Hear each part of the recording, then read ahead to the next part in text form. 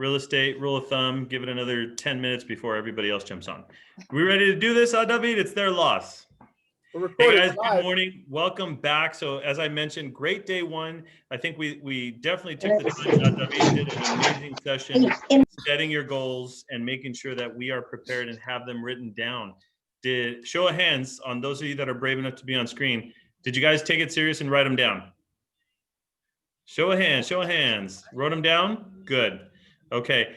Guarantee you that when this year is over, those same individuals that wrote them down are going to find success. So it's kind of an eye-opening scenario, right? I mean, you start realizing, oh crap, my goal is to do X. That means I got to work my butt off. Today's going to dive into the psychology of being a listing professional.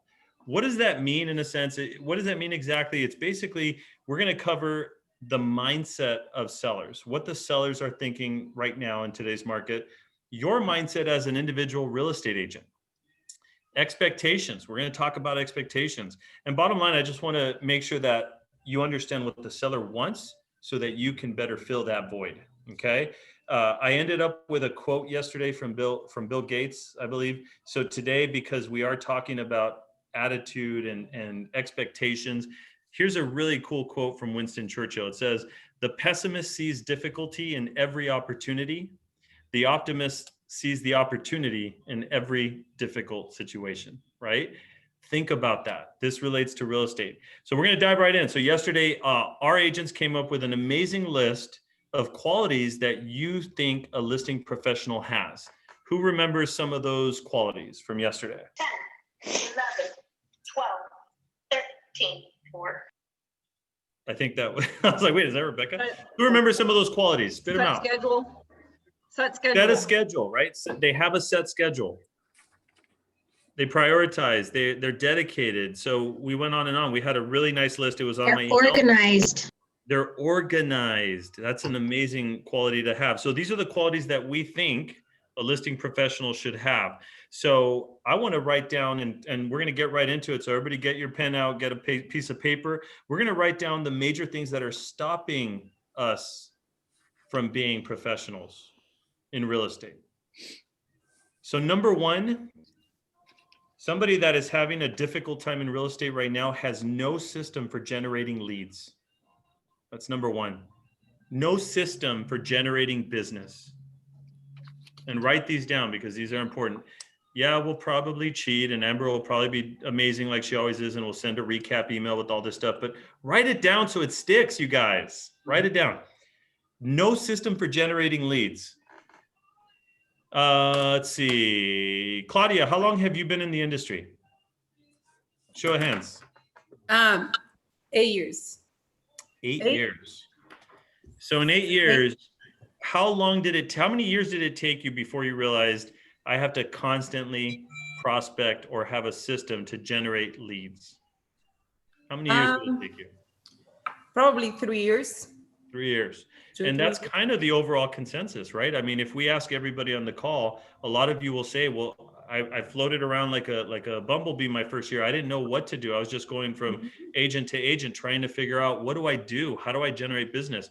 Well, guess what? It takes work, right? But the number one quality that will stop you from being a professional is not having a system that generates business for you. Okay. Number two, the agents that have a struggle in being listing professionals have difficulty weathering the emotional highs and the lows. They have a hard time weathering the emotion or the emotional part of our industry. Who can relate to that? I mean, how many of you guys started in this business and it's an emotional business? We have to understand how to put the emotions aside and keep it on a business level. That's one of the hardest things to do, in my opinion, honestly. Has anybody ever dealt with a divorce sale, a death in the family? The list goes on and on. It's an emotional business. So you now know that if you have a struggle or a hard time with that, that's something you need to focus on working on to improve, okay? The number three thing, not standing out amongst the competition. Somebody that struggles or doesn't have the qualities we talked about yesterday doesn't stand out amongst the competition. They have a hard time standing out amongst the competition. How many of you guys, show of hands, that those of you that are brave enough, how many of you guys do a marketing campaign of some sort? Anything. Okay. Those that are raising their hands, I know you've closed business. So if you're not raising your hand, maybe time to think about, okay, I need to get into marketing or farming or something. Hint, hint, get with Shelly, set a one-on-one and get organized, but not standing out amongst the competition. Now, do I have to be crazy or wild or wacky? I mean, sure, you can do things it's called guerrilla marketing. You can do things that'll make you stand out and be memorable. But if nobody knows who you are, then you're not standing out amongst the competition. I'll tell you that right now. Okay. This one's very important. Somebody that has a challenge or doesn't have the qualities right now is lacking structure and time management. Oh, there it is. Write that down. Lacking structure and time management.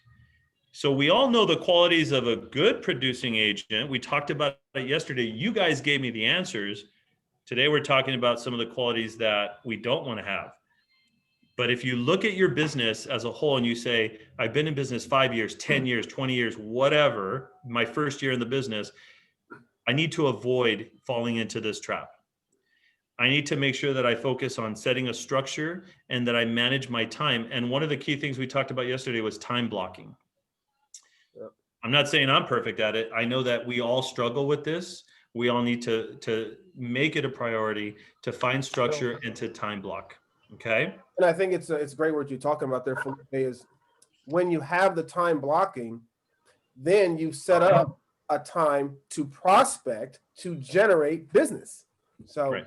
Fixes two problems right there. So are you doing right? Absolutely. On it too? Absolutely. You got to mute Patrick. There he goes. So lacking structure and time management. That's a big one. The next one, and they're all important, you guys. Not taking the time. Let me shorten it up. Not acquiring the skills that the market requires. Let's think about that for a second. Not acquiring the skills that the market requires. And I'm going to add to that, bless you, now. That the market requires now. What does the market require right now? Maria answered it yesterday. Mm-hmm. Maria can answer it again today. What does the market require now? The title of our workshop. Listings. Listings. The market requires listings, but a lot of agents, unfortunately, don't take the time to acquire the skills to become listing professionals. So I'm glad you guys are all on the call because that's what we're working towards, right? Somebody said something, I didn't hear it. The market requires skills like being a listing professional, understanding how COVID plays a part in this role, how the pandemic plays a part in this role, and understanding the contracts, which we're going to get into on Friday.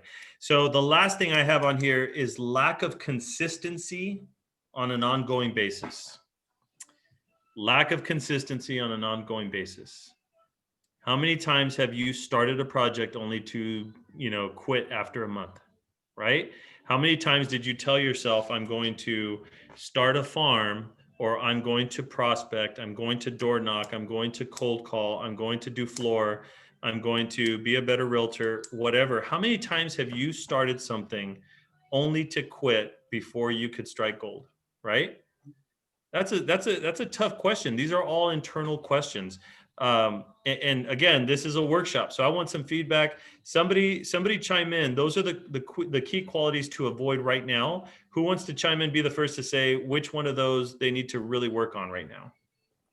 I would say consistency with farming. Just getting a marketing campaign going and then continuing to farm that one area. I'm kind of just like spot checking in random areas all the time. I find myself doing that. And I'm glad you chimed in, Phil, because we're meeting tomorrow, I believe, right? Or is that Friday? But we're going to be covering that. And that's, I mean, I don't know, is that a system for generating leads, or is that something consistency on an ongoing basis? What would you consider that? Just not consistent on an ongoing basis. Okay.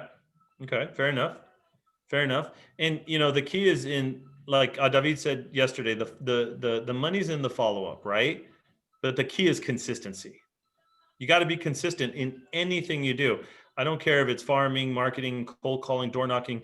If you're not going to be consistent with it, then don't lie to yourself. Don't tell yourself I'm going to do this. Just don't even waste your time. Focus on something that you know you can be consistent with to see results.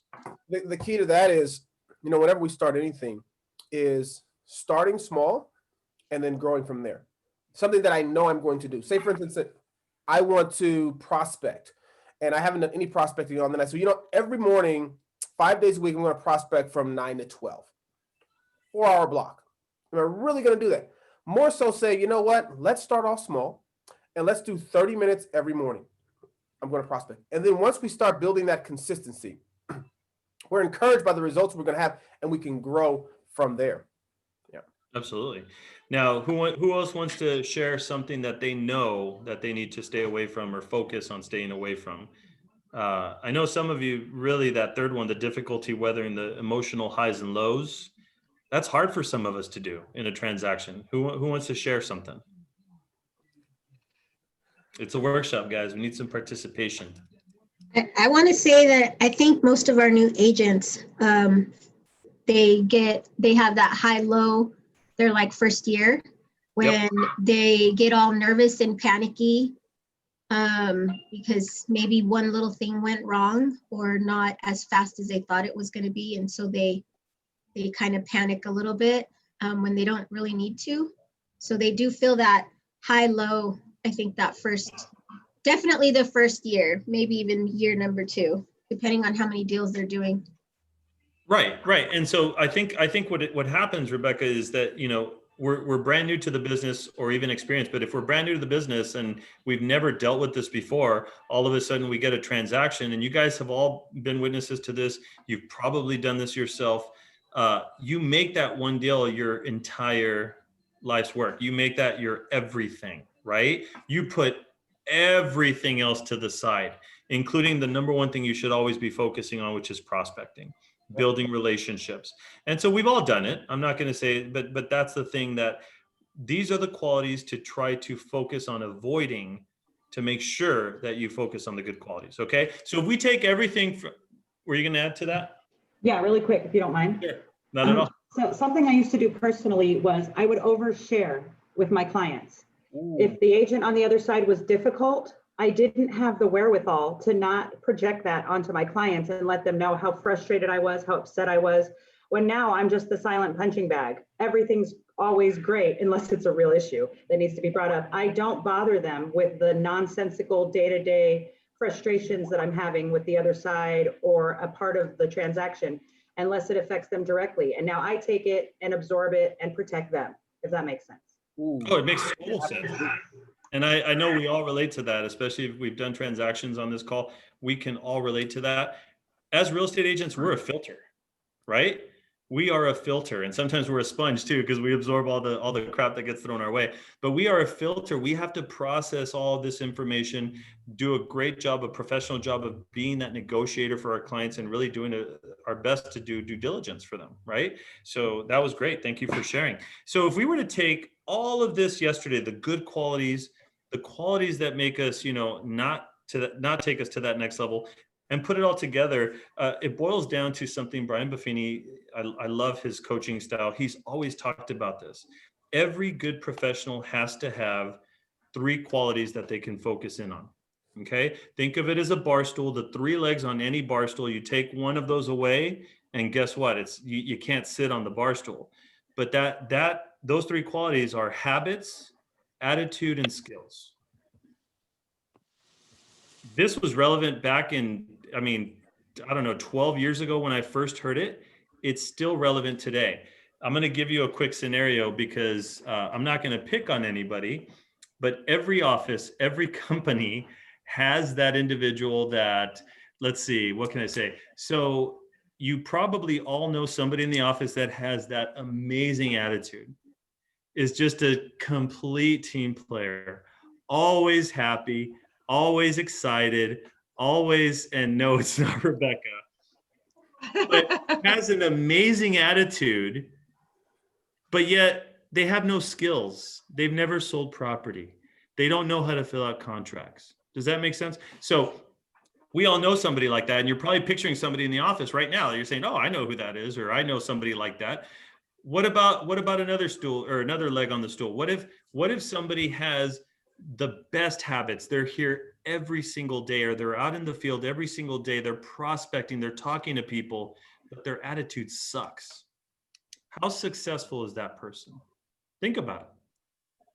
You can have all the knowledge in real estate in the world. You can be, 100 years in the business, whatever, 50 years in the business, broker, agent, whatever. You could be designated with a million different things, but you talk to somebody and your attitude stinks. How successful truly is that individual going to be? Or are they leaving money on the table, right? It always makes sense, and this is always relevant. You have to have all three qualities in order to just elevate your game. It's imperative that you work on having great habits, great attitude, and good skills, great skills. You have to always sharpen the tool belt.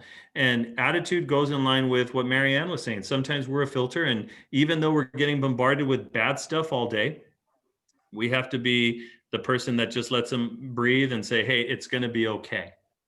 Because of my expertise, my education level, my knowledge of my industry, you're going to be fine. Here's what we can do. Here's what we need to focus on, right? So it takes a professional to have tough conversations.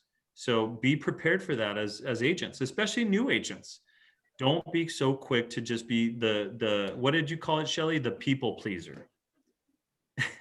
A lot of us start off in this business as the people pleaser. We want to make everybody happy. I want everybody to love me. And so I'm going to do anything they say because, hey, I just want to make sure that they're happy. You got to focus on those three things: habits, attitude, and skills. Okay. So that's something that Brian Buffini has talked about for years. I truly believe in that. And I think it's still relevant today. Now, there's three questions every seller. Again, we're talking about. I got to jump in. Did you want to add to that, David? I got to jump in because I'm the trainer. So I got to talk about this. Skills, right? How do we develop skills? Practice. Practice is Somebody good. say that word one more time. Training. Practice. That's right. I can just only speak from personal experience. And so that's where I learned. But you don't have to learn from doing things the wrong way. You can learn here. Skills comes from practice and attending trainings. Okay. We all like a good story. So here I am, brand new agent, stepping into Century 21 Preferred, ready to rock and roll, tie on, suited up, ready to go, come into the trainings, close 2 or 3 deals. I don't need training. Oh, no, wait, I don't have time for training anymore. Right? Why? Because, I got to prospect, I've got to make these calls and show these homes and so forth. What happens to my skills?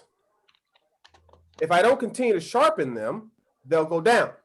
So now when we fast forward, step into a leadership role, training other agents, my skills just exponentially grow because I'm in trainings every single week.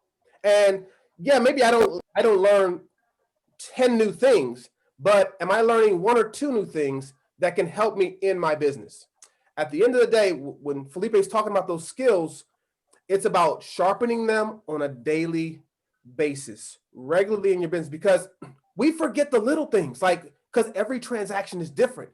And so because of that, if I'm not continually actively sharpening, even if it's not just with myself, but have an accountability partner working on those skills, then I'm going to come to a point where there could be a difficult transaction and I may not handle it the best way, or I could lose a transaction or a listing opportunity because I just had neglected polishing up my skills. So I just had to share that because I encourage all of us. I taught myself the hard way, stopped attending trainings and kind of forgot stuff, and then started attending trainings again. And it was like, wow, it's important for me to take a little bit of time out a week, sharpen up a little bit, see what's new so that we can be the most equipped agents so that we can provide the very best quality and service to our clients. And that's a great point, because it goes back when I used to conduct trainings. I would always joke and tell the agents, hey, I'm glad that you're here in training, and once you become a top producing agent, you close a couple deals this year, I'm never going to see you again. I used to say that all the time. I would say, that's how I know when you're producing, because I'll never see you again. But you might find this funny, but this is the reality of the world we live in right now.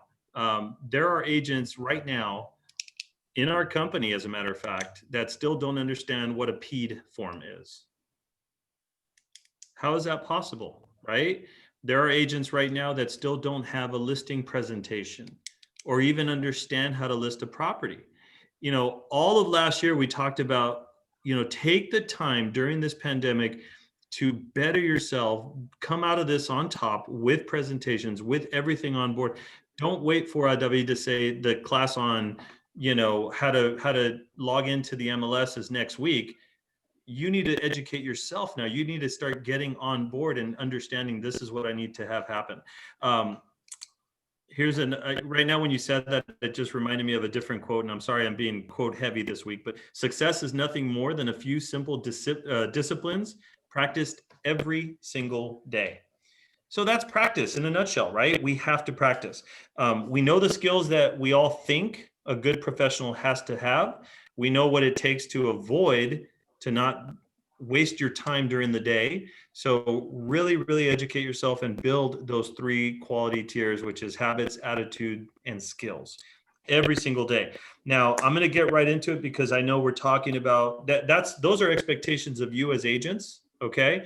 But now, what is it that the seller, especially in today's market, is focusing on, and what is it that they're wondering? So the seller always wants to know one thing, and I know you guys know this. What's the verbiage? What is the seller? The only thing they care about is their home. the money, right? How much equity do I have? What is the value of my home? So there's 3 questions every seller has right now. Okay. Make sure you write these down as well. There's 3 questions every seller has right now. Then we're going to let David kick in, and he's going to talk about how to get past these 3 questions so it can help you build a portfolio of listings. The number 1 question every seller has right now is, can I trust you? And this is regarding a listing, by the way. Okay. Can I trust the agent? Now, in this case, trust is a big word. It doesn't just mean, can I trust you in selling my property, but I'm gonna use a newer agent for an example. So Philip answered a question earlier. Philip's been in the business a couple months now, right? So can I trust that Philip can come to my property and negotiate on my behalf? I mean, would I really trust him to know the paperwork, to know how to negotiate with other agents, to understand the process from start to finish of a listing, right? Philip, don't answer that. But 10-4. Can I trust you? That's a big one. That's a big one. How many of you guys right now can confidently say that you can list and sell a property on your own and you understand the process? How many of you can confidently say that? Okay. So if you're on the camera, I'm pretty sure you're confident because you're on the camera. That's good. I know you guys have done a great job selling. Richard gave a thumbs up. Richard, I'm going to use you as an example. Richard knows the process, but because he believes in practice and helping, we all help each other out. He calls me all the time. He calls me all the time and says, look, I know the answer to this. I just want to get your input, your feedback. Hey, here's the offers I got. What do you think? It always benefits you to get another set of eyes on something, okay? But if you're not 100% confident right now in the listing process, then guess where you need to start, okay? You need to start now. You need to start focusing on what is the process, what's the paperwork, everything else. So take notes on this class. Can I trust you? That's the number 1 key. And you got to ask yourself that because that's what the seller's asking right now. And be honest with yourself. Number 2, what do you do that others don't? If you've ever been on a listing presentation or a listing appointment, you know that they are thinking, what do you do that the others don't do? We live in such a competitive market right now that if you can't get past question number 1, that's where you need to start. Knowing the business, the industry that you're in. Okay, really educating yourself. But once you get past number 1, the second hurdle is going to be, what do you do that others don't? And really be excited for tomorrow's class, the tools, because that's where we get into the marketing phase of this, of listings. But what do you do that others don't? The third thing is, Tammy, I have a question. I think Tammy, get the oh hand. yeah, The question. did we have a question? Sorry. Thank you, Adivi. Yes, I have a listing in Eastvale that's an escrow, and a 30-year broker put a sign on my client's door saying that he would have listed it for 1.5%. My client left the paper near my COVID. I have a COVID bench and area for COVID, and kind of being passive aggressive. I didn't say anything to them, but that really bothered me. Mm-hmm. I don't know. I just thought it was real rude. The guy had to know it was listed, and I don't know who's going to list something for 1.5%, but maybe him being a broker, he can afford it. Well, not only that, well, first of all, it is rude, it's unethical, and that should be reported. I mean, we can report that because, if something's already listed on the MLS and on the market and you have a listing contract, they shouldn't be soliciting to that, or they should have verbiage if your property is already listed with an agent. But in this case, he went out of his way to post it on the door. So that's something that can be reported. So that's the first. But he did type, I'm sorry to interrupt. He did type, if it's listed, then disregard. Doesn't that protect him? It can, but at the same time, you posted it on your door, and do you have a for sale sign on the yard? You can't, but I have all my COVID stuff on the front door.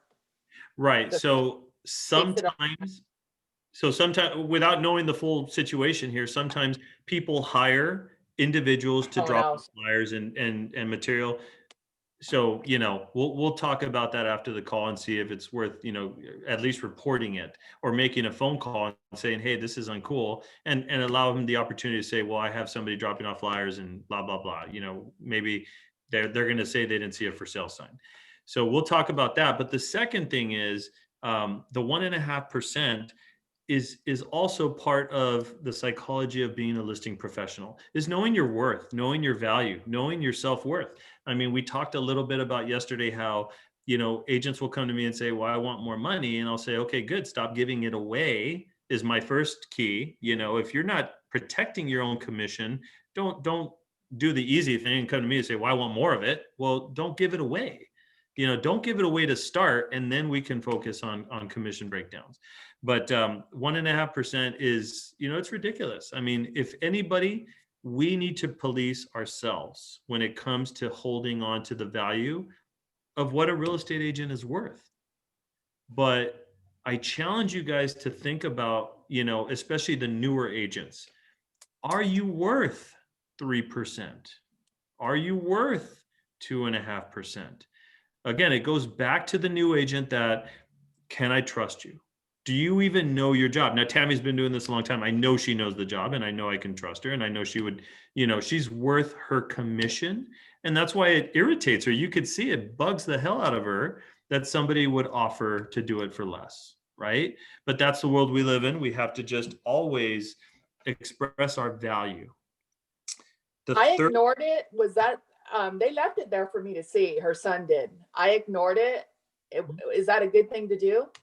Yeah, well, like I said, we can after the call, we can get together. No, I ignored it with her son. He didn't say anything to me, but he was being passive aggressive towards me because he left it on I make little COVID bags with gloves, masks, my business card.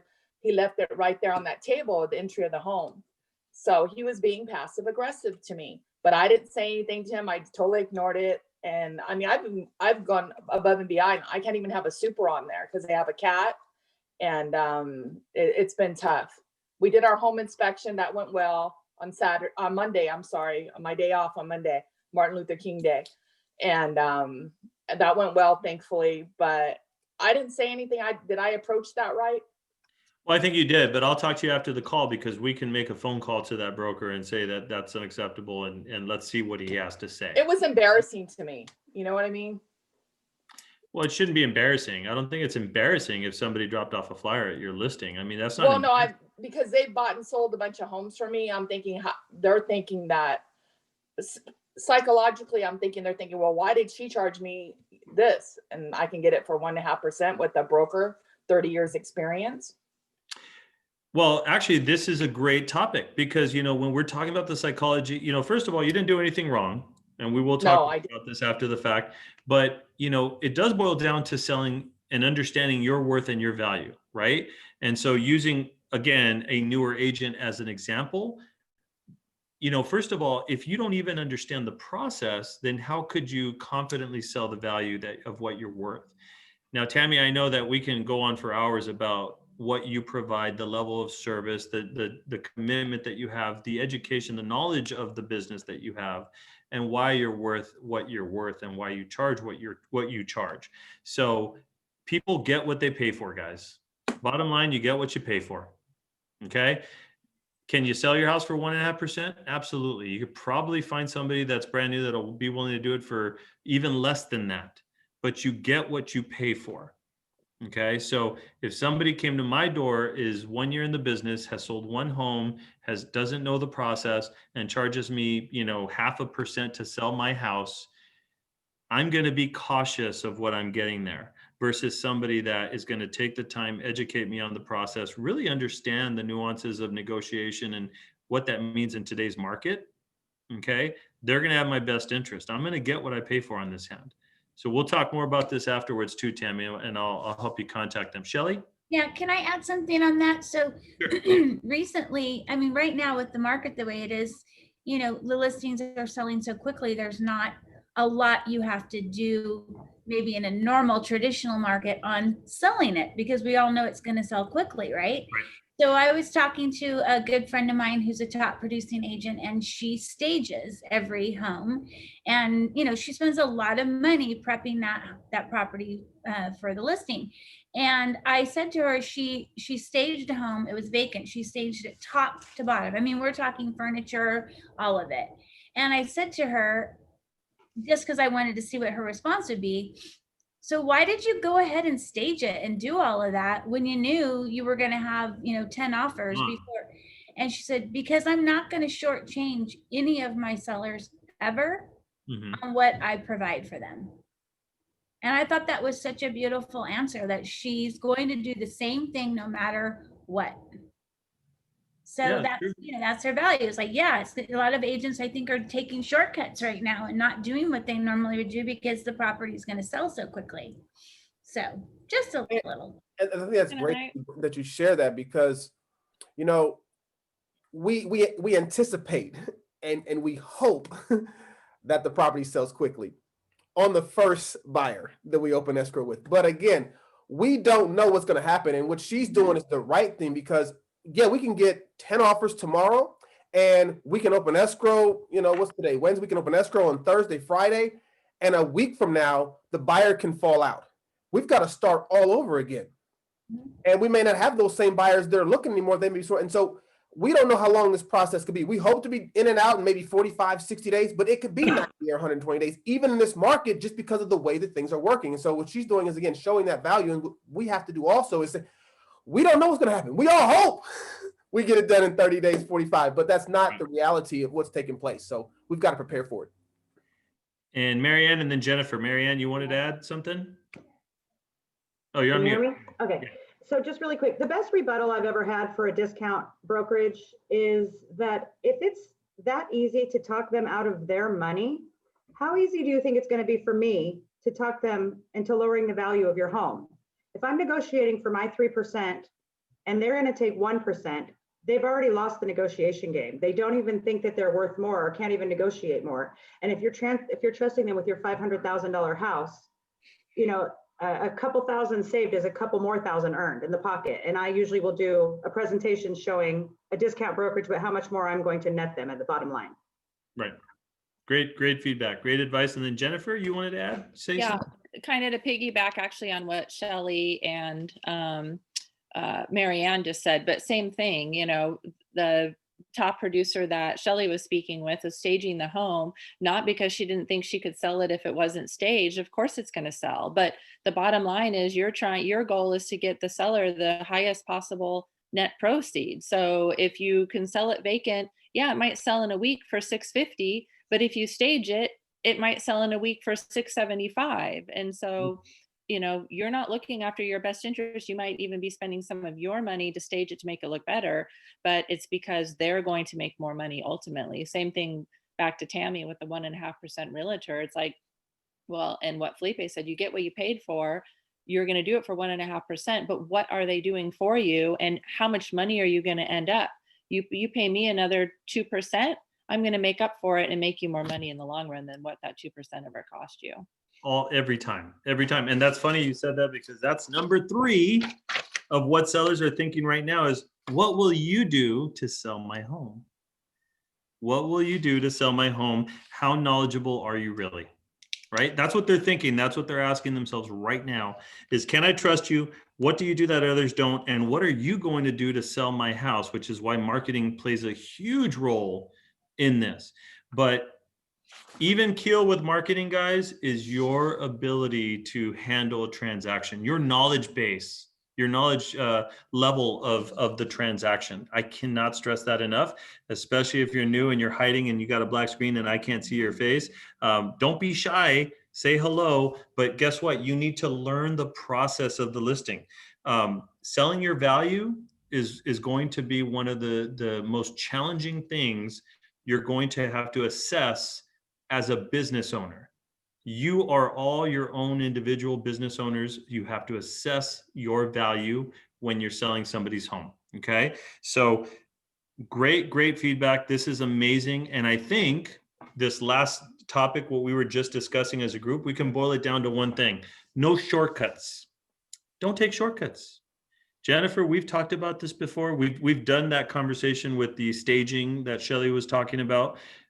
We don't take shortcuts, because at the end of the day, if you always provide one level of service, one level of value, you're always going to be known as a professional, versus, oh, well, this is $100,000 mobile. I'm not going to take photos. I'm going to take a couple photos with my camera phone because whatever. You know what? This is your resume, and you provide one level of service to everybody that you help. Okay, every family. So no shortcuts, I think, is the way to wrap this up, or in summation, just no shortcuts. So those are the things I wanted to cover this morning. I want to kick things off and get David rocking and rolling, because he wants to dive deeper into the psychology of what it takes to be a listing professional. So he's got a couple charts and graphs and everything else. But guys, ask questions, take notes. We appreciate this feedback. We need it, right? So David, what's up, man? Rock on, everybody. I wanted to share this quote. Felipe sharing quotes, and share some quotes as well. You see on the screen, excuse me. Life doesn't make sense without interdependence. We need each other, and the sooner we learn that, the better for us all. I need sellers. Sellers need agents, right? Would we agree with that? So let me just go over here, and I made a little slide presentation for you guys. Should be able to see my screen. All right. Everybody can see that? Yes. Go. Let me just adjust my screen because I got stuff all over my multiple screens over here. So I need to be able to see you guys. And whenever I share, it changes everything. There we go. Rock and roll. Boom. What makes a great psychologist? I have a question. Realtor. And psychologists needs to listen. A good listener. Good listener. Okay. What else makes a great psychologist? Listener. Chris Holden said asking questions. Asking questions. What else? What makes a great psychologist? Talk to me. Being empathetic. Empathetic. Ooh, good one there. Love it. Love it. Anyone else brave enough to share this morning before we go ahead and just offering a solution? Offering a solution. It says, one who must be willing to integrate a multitude of perspectives. One that makes a great psychologist is resilience, compassion, creativity, understanding, empathy, honesty, truth, and a belief in the impact of their work. Believe it or not, one of the hats that we wear as agents is a psychologist, right? Why do we wear the hat of a psychologist? It's an emotional roller coaster. I mean, we talked about this. So we're going to deal with emotions. We're going to deal with different perspectives, different, everything, attitudes. I mean, we have to understand how to, educate the consumer, get the message across, listen to their needs is huge, right? And we're also dealing with different kinds of personalities out there. Personalities. A lot of different personalities, a lot of different situations. People are confiding in us. So let's look at, for instance, the divorce sale, right? Many of us have, taken that listing where there's a divorce situation and one side is telling you everything that's going on. You're like, whoa, I was not trying to dive that deep into your life, because they need a shoulder to cry on maybe. They don't know what to do, what's going to happen to their family. And so we as agents need to be able to connect with people. So having that empathy of, what's going on in their life and understanding with them is critical. Truth or trust we see here is another critical piece. When someone goes and they share with their psychologist, whatever's going on, they sit there on the couch and they're laid back and they're telling them what's going on, they've got a relationship with them and they know that information is going to stay there. All right. Much to what Mary Ann was saying, if someone's sharing with you what's going on and then you're turning around and telling the other side of what's going on, you're breaking that confidence that they have in you. And then they later found out that their agent told the other side this or that, especially like in a divorce situation or something like that that's going on. So it's critical for us to be able to establish that trust so that they can confide in us as we move through this whole process. Now, it can get very crazy. And to my more inexperienced agents out there, I would tell you this. Be involved and care, but don't get so involved that it affects you yourself and it's your problem, because you're there to help solve a situation. But I can talk from personal experience, from the beginning and this whole thing started, it was tough listing, tough buyer, whatever the case may be. And it's just like, I'm going crazy, not knowing what to do. And I'm talking to everybody about it. And it's just like, this dude is more wrapped up than probably his client, right? So I don't come across as the professional that I could be, right? So it's important for us to make that connection there, the psychological connection with our potential sellers and what's going on with them. All right, so let me jump forward here. It all begins by, or what makes a great listing professional, see the screen, it all begins by asking the right question. So here it is. All right, here we go. It is, what year was it? 2017. All right, 2017. June 2017. I've had my license for a year and a half now. Going on a listing appointment. All right. Property value is currently listed or was listed, just got canceled, $850,000. I'm excited. Oh, am I excited? You best believe I'm excited, right? This is a referral. So I feel great. Like I'm almost kind of walking in like guaranteed to take this, right?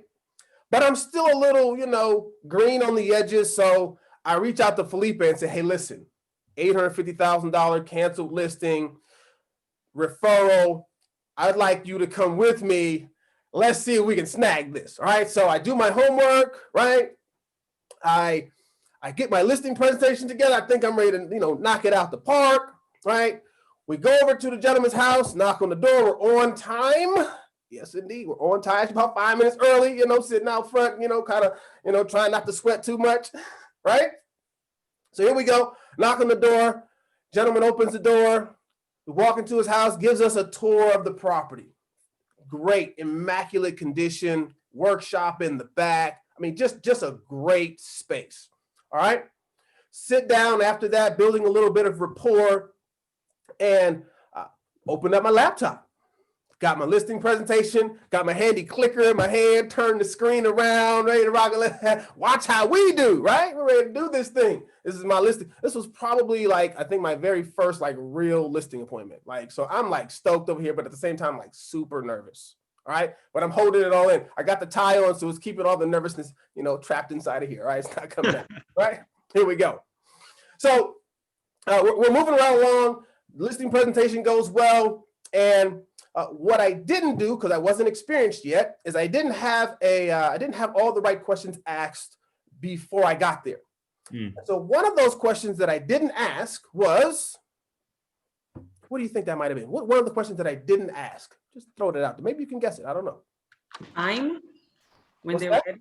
The timing. The timing, not quite there, almost. Another question, because I'm at the end of my listing presentation. I'm at the end of the presentation. I'm about to take out my listing agreement. Are they able to sign? Okay, no, not quite there now.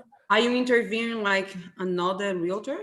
Boom, there it is. Right? Are you interviewing any other realtors? Didn't ask that question, right? Because this is a referral. Why would you interview any other realtors, right? Well, it's $850,000 home. Most people, if they don't have somebody that they already know, right, they might interview another agent. So I say, hey, I got the documents ready. We can sign today. And he says, oh, that's great. That being said, I have interviewed another agent. She's already come by. So I see what you have. And so I'm going to take some time. I'm going to think about it. And I was like, oh, man.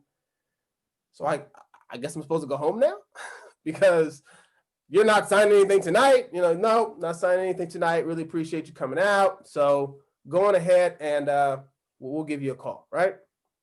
Well, unfortunately, we kind of know what happens when they say, I'm going to give you a call. Does your phone typically ring? Nope. The phone does not ring, right?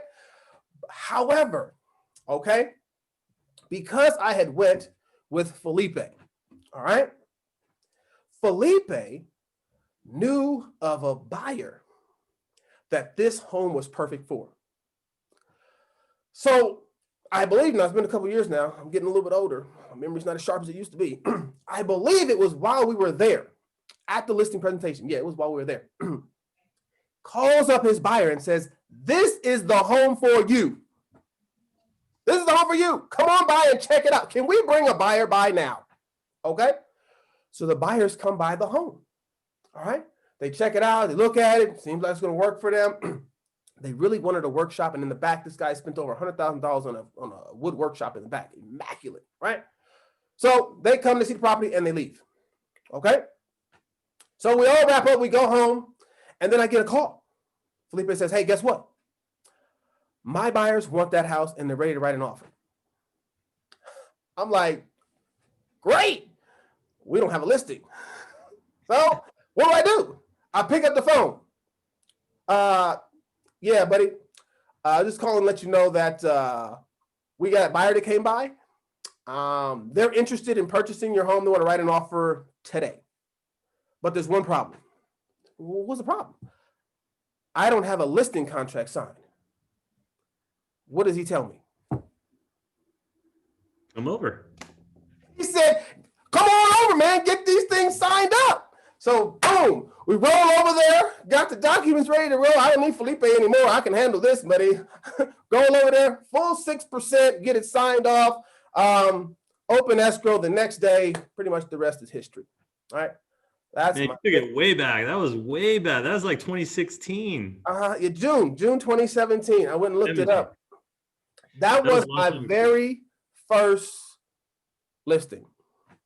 Well, but let me add to that, David, because so first of all, the key here is, he knocked it out of the park in the listing presentation, by the way. So he was prepared. He had the presentation ready on an iPad or a laptop. I don't remember. But I remember the first question you asked him is you said, what's the most important to you, the most important thing to you, Mr. Seller, when you're looking for an agent? What's the one thing that you want to, have with the agent? And the guy said trust. And it was almost like he set it up because David clicked the button and the very first word that popped up on his laptop was trust. So it was awesome. I mean, he did a great job. I'm sure he'll share that presentation with you guys if you want. But another key thing to think about here, because again, it's expectations and it's mindset that we're talking about today, is what he's getting at is he was confident enough to call the seller and say, hey, I have a buyer, right? So he got the listing. Does that sound familiar and something that we can be doing today? Yes. Is there not a buyer for every single house that's out there right now? You guys have to have the confidence to pick up the phone and call people and say, oh my gosh, we just sold this house, or this house, your neighbor just sold their house, or whatever the case may be. But there are so many people wanting to buy and move into the neighborhood. You could sell quickly and maybe for top dollar. Are you interested? Has anybody offered us, to tell you how much equity you have in today's market? So I think that's something the key to keep in mind is, we have that script available in today's market and it's relevant, right? But it's because David told him with enthusiasm that, hey, I have a buyer ready to go. The guy said, yeah, let's do it. Okay, so think about that. I figured I would just share that story because we all love stories, right? And maybe that'll encourage somebody that's on the call right now to go out there and aggressively, list a home. Maybe if you even if you're new. And we've got the tools and the presentation coming up tomorrow and Friday. So make sure you stay tuned because we got good stuff for you coming. I'm going to ask the question. I told the story. Is there anyone out there? We're switching gears. I didn't even tell Felipe this was happening because I literally just made this up right now. All right. Is there anyone else who'd be willing to share their very first listing experience? We're talking about listing professionals. Your first listing appointment. Somebody, at least one agent. I know that you're out there. Share with me your first listing appointment. How'd that go? Everybody was perfect. I'm good, thank you. I want to hear some flops. I want to hear some stories. Give me one. I'll tell you about mine.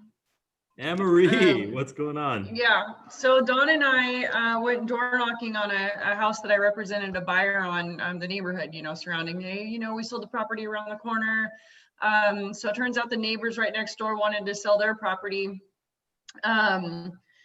And so I did everything that you guys told me to. I did all my comps. I put together a listing presentation. I printed everything out. I was sweating like I was full of self-doubt because, I'm a rookie. I knew they were going to spot it a mile away, and I was just like, I could hardly write, I was trying to listen to what they were saying, but I was trying to think 3 steps ahead. And so I did my presentation. We walked through the house, I did the presentation, and they were like, gosh, I can't believe all the stuff that you've done for us. I mean, this is amazing. I mean, they were so impressed just by what I had brought to them. And they're like, yeah, we definitely want to sign with you. But when I left, he said, I want to have my attorney look over all the paperwork.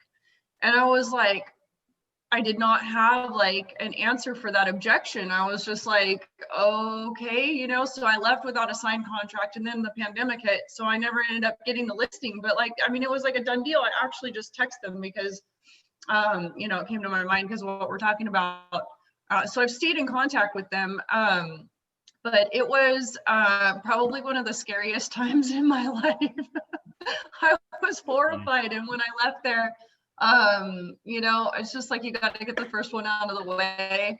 It was nice having Dawn with me, even though, she didn't really know much about listing presentations, but just the camaraderie was good. But yeah, it was nerve wracking. I was very nervous. Glad you shared. Thank you so much, Anne-Marie, for sharing. As everyone else on this call who's been on a listing appointment and their very first listing appointment, I've heard the stories. They want to move forward, and I don't even know where to start on the contract. Right? It's okay. That's why we're here to help you guys, and we all learn as we go. You fake it till you make it in some instances, and you will. And so just be encouraged. Anne-Marie, she's doing well. She shared some of her goals, rather achievements, yesterday, and other agents that are on this call right now. No one had it all perfect in the beginning. I talk about this because we're talking about the psychology, and sometimes you can almost psych yourself out of getting it done. Like, there's no way I can do this. I'm just not good enough. And just throw that out of your mind. I was on a coaching call earlier this week, and one of the things that we tend to do, and Anne-Marie, she actually mentioned to it, the self-doubt that I don't know if I'm good enough, or I don't know my stuff. Stop it. I just tell you right now, just stop it, because you guys are stellar agents. You do your homework, you work hard, you've got a solid team behind you, and you will knock it out of the park every single time because you've got what you need. And so maintain a positive mindset. Never talk down to yourself. Always talk up and positive about yourself. Those are just good habits and a good attitude that you need to have as you walk into anyone's door. You're a rock star agent. You know what and you can knock it out of the park, even if it's your first one.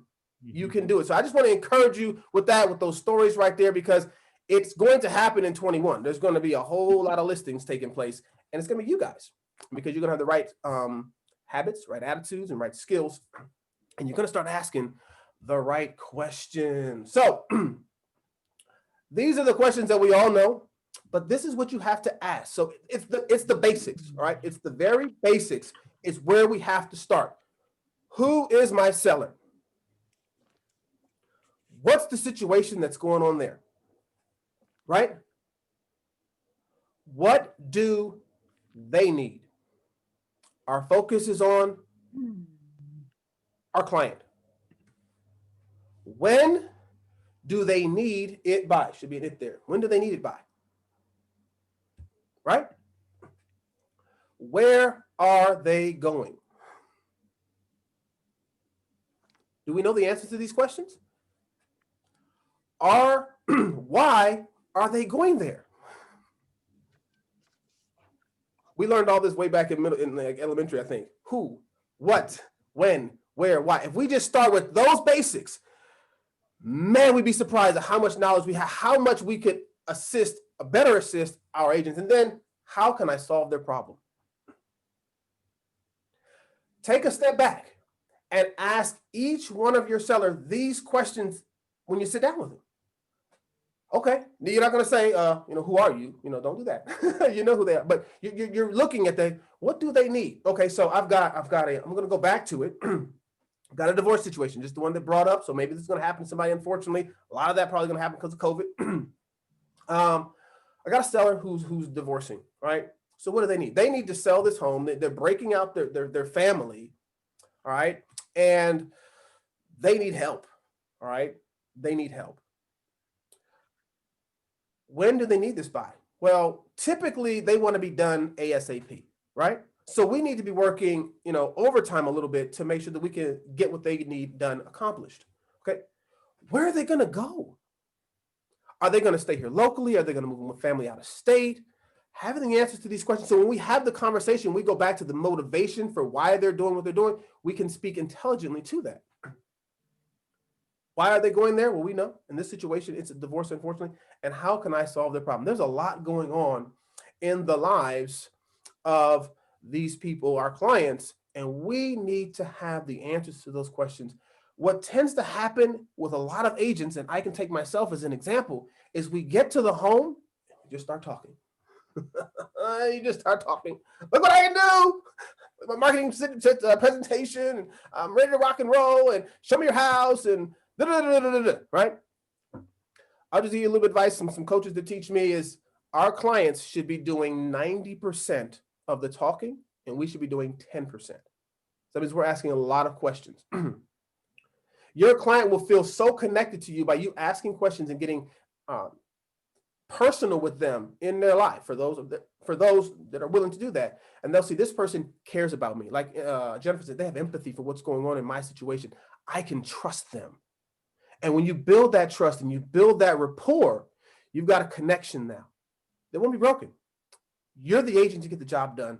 They don't question what you're going to get done. So if that's the question that you're asking, well, only rightly so, they'd be asking some of the same questions. So who is this agent? Maybe do a little bit of research on you. Google it, right? You want to find out some information? Google it. Got the 2-star review. Not my agent, right? So are we on social media platforms? Are we out there so people can find us, right? And see that we're the agent that's capable of getting it done, right? Who's the agent? What do they offer? Am I able to showcase what it is that I can do for you? So that you don't have to ask yourself, what does your agent do? I don't know, man. They all do the same thing, don't they? No, not my agent. You wouldn't believe what my agent can do, right? When are they available? All right. Setting this up at the very beginning, very, very important, so that they know that you have a life outside of real estate. Okay. Now, I'm not available at 9 o'clock at night. All right. Now, your psychologist, I don't even know if he's available at 9 o'clock at night, right? All right. You might have to set an appointment to come sit in the chair to lay down, right? All right. where do they work or specialize? Now, this is something that we talked about a little bit at the end of last year. Is there a specialty? Is there a niche to what you do? All right. I live here in Murrieta, right? And then someone calls me and I'm looking to sell my home down in San Diego, right? Well, am I the agent for them? And if I really want that business, am I able to showcase that by what I offer? Right?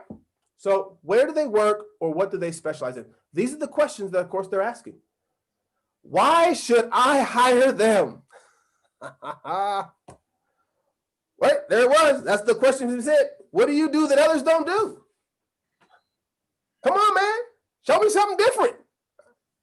You put a sign in the front yard? Oh, okay, the other guy does that, right? You work for a top brokerage? The other guy works for a top brokerage, right? You got a 5-star review? They got a 5-star review. What do you do? I wear a tie. It's not going to sell my house, right? And how can they solve my problems? They're sitting back and saying, I got to get out of here. Here's a real life situation. Got a client right now, called us up, said, listen, I got to move over across to the East Coast and need to sell the property. No worries, we can take care of you. Fantastic. Want to sell the property for $650. What's the lease you'll take for it? $640. Okay. What happens if you don't sell it? Well, I'll rent it out. Okay. You know the cost of renting it out? I do. Don't really want to rent it out, but if that's the case, then I guess that's what I have to do. Okay, fam. Let me run some market analysis for you. Let me get back to you. Okay. Market analysis comes back. Highest property in the community right now that's in escrow that got the appraisal a week ago. $600,000. Model match. Immaculate home. Actually better. Call you back. Okay, so send you all this information. We got $600K. Max, probably the max we can get for you. That's not gonna happen. You're not gonna solve my problem. All right, so I'm gonna call somebody else. So they call somebody else. The other person says, that's a problem I can't solve. Right? So what do? So we say, you know what? Let's think a little bit outside the box here.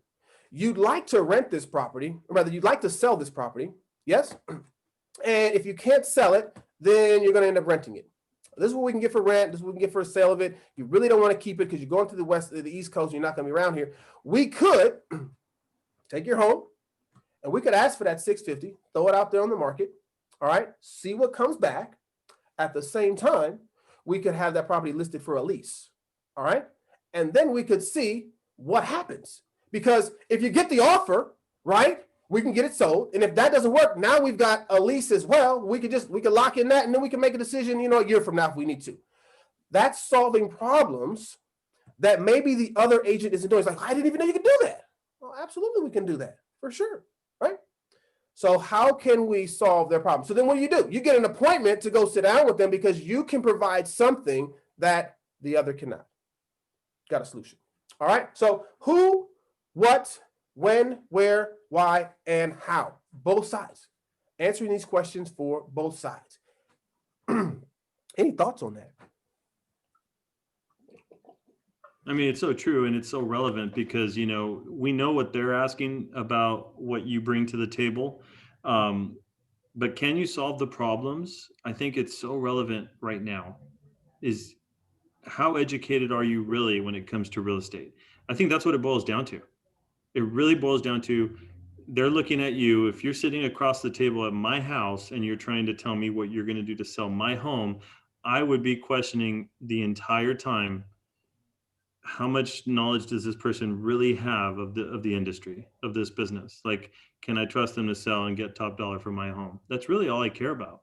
Mm-hmm. So anytime I review a listing presentation with anybody, I'm always thinking of that. If you were at my home, would you impress me? Would you really know the industry to be able to express to me how you would get the home sold?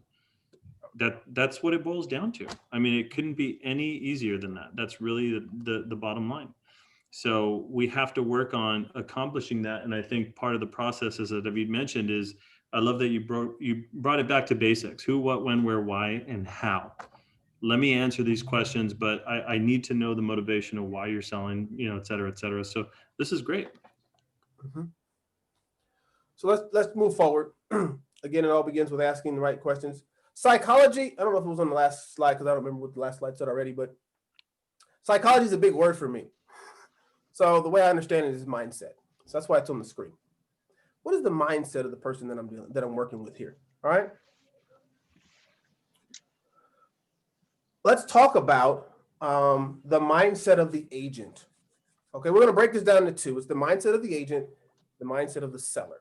Okay, because there's two that we got to look at that we just looked at here.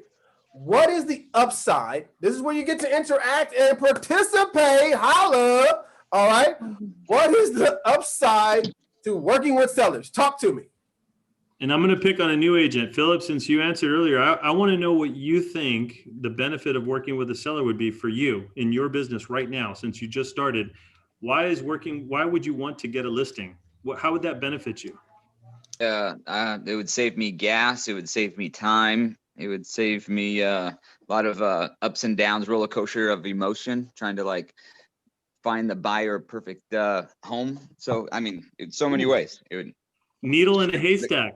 If you constant grind, buyers, you're going to have to look for the needle in a haystack. It's tough out there, right? So I think you nailed it. I mean, it's cost effective. You are able to professionally service or maintain a listing easier than you would have to help a client look for a house in an area that there's no inventory. So that's huge. That's huge. Who else has? Tammy's got her hand up. Go ahead, Tammy. Sorry, I was reading an email from someone. I'm blank. Go ahead. Sorry. All right. How many? Let me ask you this question. I think it's free advertising. Free advertising, bringing in leads with the sign up. It's just like your phone's ringing off the hook. If your house isn't perfect for them, then you find one that is, and it just you can use it as a lead generator. How often do you generate leads from a buyer? Good question. It's difficult. Not often at all. Referrals, right? You try. I can't think of any. But how many leads do you get from having a sign out front? Mm-hmm. I mean, your face is there if it's on there, your number's out there, right? People are calling, they want to know. Your phone rings from listings. It doesn't necessarily ring from when you're out showing homes, right? Correct. Brian Buffini once said, listings are working even when you're not. There it is. Listings are working even when you're not working. So with buyers, you can't do that. When you have a listing, that puppy is working for you.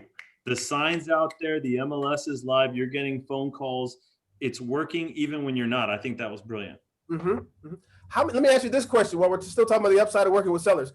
How many market analysis do you have to run with a listing versus a buyer? There it is. Seen the right answer. One. There's one market analysis for your listing versus how many depends on how many homes you write an offer for, right? And in this day and age, how many homes do you have to write an offer for to get it accepted? Right? There you go. So a lot of upside there. The marketing is critical. You can control your time. No one mentioned that portion yet. You can say, I'm going to set an appointment for this date and this time. You're going to meet them at the home. You're going to do what you need to do. The listing work is on the front end versus a buyer whose work is on the back end. And you've got to have weekends and evenings available. How many of us like working weekends and evenings? Just go ahead and raise your hand right quick. Let me go ahead. I see no hands up. What's going on? No hands up? Nobody wants to work weekends and evenings, huh? Wonder why. Maybe because that's when you're having dinner with your family, right? You're going to the beach, right? Go ahead, Jennifer. Comment about that.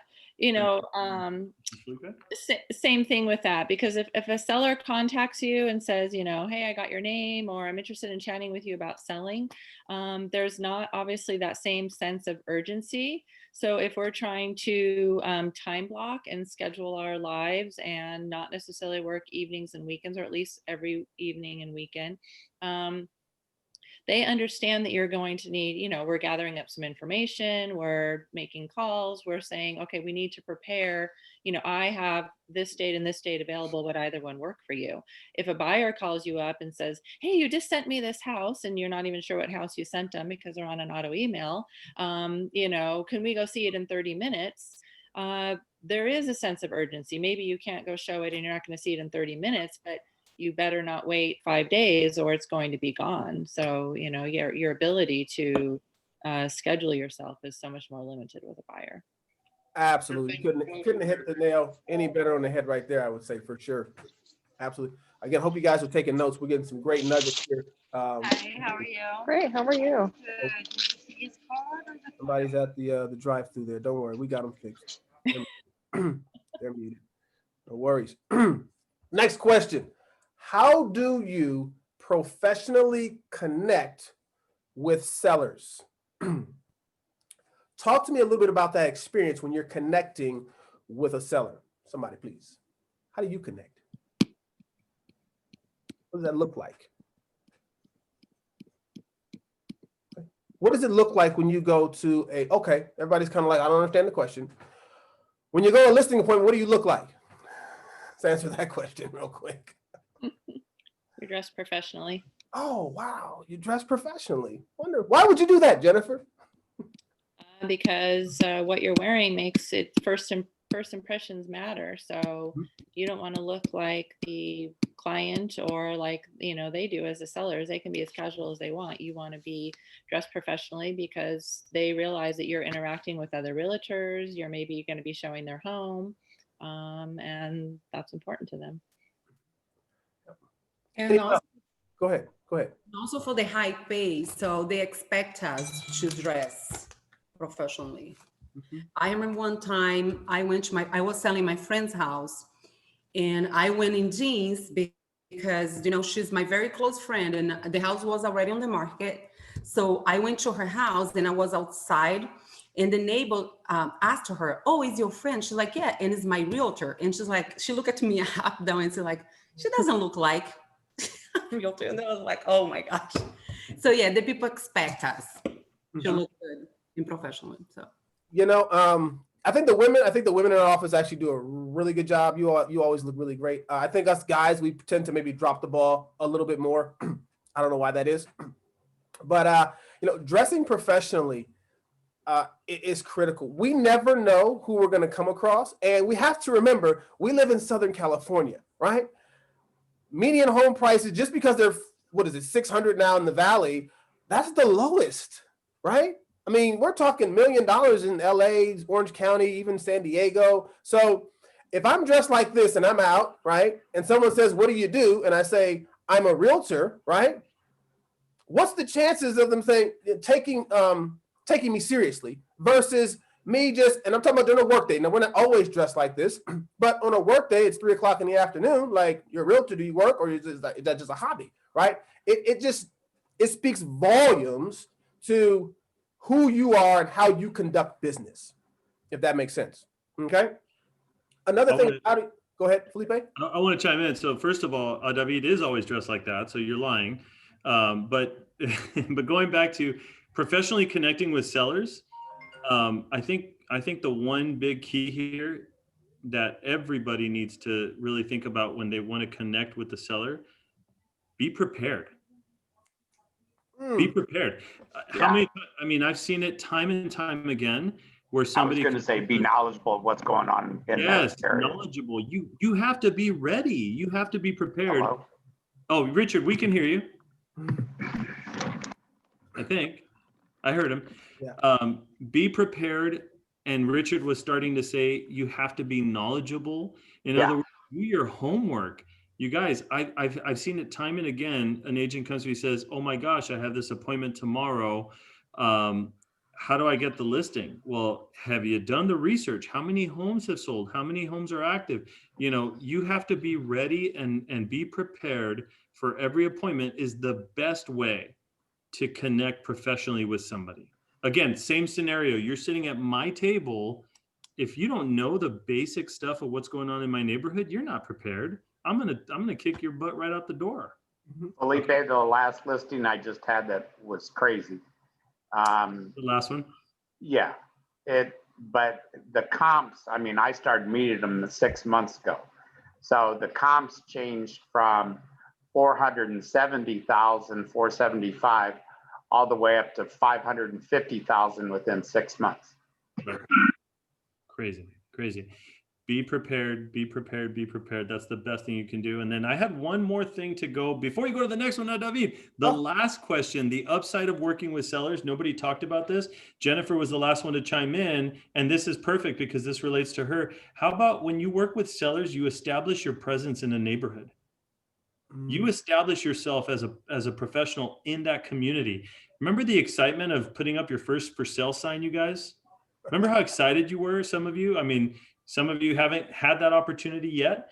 It's an exciting time because you're like, yes, I got my for sale sign. I'm taking the photo of it. It's my first listing. I'm going to become dominant in this neighborhood.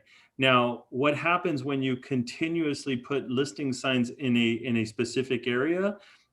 For example, Jennifer at Greer Ranch, she's establishing a presence there. Okay. And working with sellers also helps you acquire buyers, right? You get calls. So think about those things. Professionally connecting with sellers. I just wanted to add, be prepared. Awesome. Awesome. What do you need to be professional? I'm gonna just jump in and answer this. You need to have tools, right? And we're gonna get into that on Tuesday, rather on tomorrow, Thursday about the tools that you need to be a professional. You can't just show up with your cell phone. You can't take just pictures with your cell phone. A lot can be done mobilely. But what do you need to be a professional? You need some tools. And that's answering that question for us, because I'm going to move right on to the next one. And we're going to get you those tools tomorrow. How do sellers research today? Okay, because this is not 1975 and there was this book, right? And there was just like that one realtor that you call or whatever. What are sellers doing today? You're having conversations with these guys. What are the conversations that you're having based on the research they're doing? How are they researching? Zillow. Zillow, okay. We don't like him, but who else? How else are they researching today? I would say basically Online, internet. any real estate, Google you, they're anywhere. They're just putting in names, putting in keywords. Yeah, through the internet. Internet. Ellen said internet too. The internet is where it is. All right. That's where I was going with this. The internet is where it is, and everything is there. Why are you charging? I just had a conversation with a gentleman. I guess it was Monday or Tuesday. I don't know what day it was. No, it was last week. This is how it goes. Real life conversation. He says, so I want to know how much do you charge for your commission? Because I want to pay a reasonable commission. And I said, oh, that's a great question. What would you consider a reasonable commission? And he said, oh, I think like 1.5%, because all you guys do is just take a picture and put it on the internet and sign, and it's sold the next day. I said, oh, that's great. Well, we'll actually answer that question when we come out and we meet with you. And I left it there. But he's doing his research online, and he thinks that a reasonable commission is 1 to 1.5%. Now, I don't know when the buyer's getting paid. Agent, 1.5%. I don't know, right? We've got to educate these people. Right? I had another conversation with the same gentleman. We have an appointment on Friday morning because we're actually going to go out to the home now and get the listing appointment. Hopefully we get it. Come on, guys. And he was like, man, I was talking to some other agents. It seems like everybody's charging like 5 or 6%. Oh, wow. Yeah. Because I sent my net sheet over and it was right on there. I mean, I'm not hiding behind what I charge. This is what I do. I'm a professional, right? And he's like, man, I guess that this guy's a professional. And I guess the other people I've talked to, professionals too. That 1.5%, not reality. So just they're looking on the internet, but they're not necessarily getting good information. So it's our job to be able to educate them. What do sellers expect from you now? We're living in a COVID environment. What are they looking for you as an agent? From you as an agent now? I would say constant follow-up. Mm-hmm. Communication, huge. What else? Just to segment on that, or just to add to that, when you're asking the question about communication, you need to ask how they prefer to communicate with you. Not everybody likes to text. Not everybody likes to pick up the phone and dial. They might tell you, email's it for me, or phone call or whatever. At least now I know. So make sure you set that expectation up front. Yep. What else do they expect from you? They expect you to sell the house right away. They do expect you to sell a house. Great one. What else? What else can I? What else? You're a seller. What do you expect to be offered? Over asking price, probably in this market. Say that again, Claudia. Over asking price. Over asking price. Is what they can hear from all the people they're selling now. So in multiple offers. So Efficiency. Efficiency. I think you have to set the expectation, though, that you're responsible to give them every offer that is submitted, and you need to be able to communicate, talk through those offers. Adequately explaining offers and contracts is huge. There's a lot that goes into an offer now. There's 10 pages on just the offer. Being able to adequately explain that to someone, just sign right here, to be able to sit down and compare all of them, critical piece of you as an agent. In fact, Felipe gave me a form called Sumo, the one that's on that, which I had to use because I had 14 offers in 2 days. And that really kind of helps break down contracts and being able to explain to the customer what each contract is, and also what does the buyer giving the sellers right now is real critical. So they're expecting you, as we boil all that down, for you to be the professional and know what you're doing. When you go to your doctor, right? When you go to your attorney, right? Or anyone else is a professional, you expect them to be able to conduct business for your best interest, right? To know what they're doing. So the same they're expecting from you and I. When we sit down with them and we provide that, there's no question on, are we going to get the listing or not? I had to throw this one in there. I've given you some examples, but I'd like to hear from you. Again, we're talking about the psychology of this whole thing, and this is the biggest hurdle most of the time, right? Apart from how much you're going to price the home for, how should I answer commission questions? All right, so how much do you charge? Let's try, shucks, I don't know. Anne-Marie, I can see your screen. I'm gonna pick on you. Okay, so I learned this from Jennifer. Hey. She told me I charge 3%.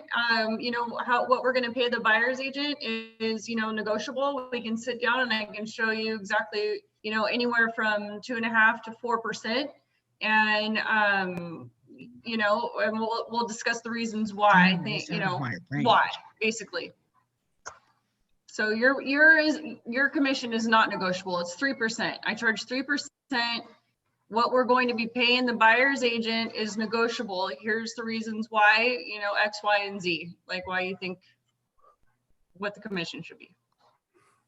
Boom! Did she knock it out of the park, Felipe? Jennifer? Yeah. You did great.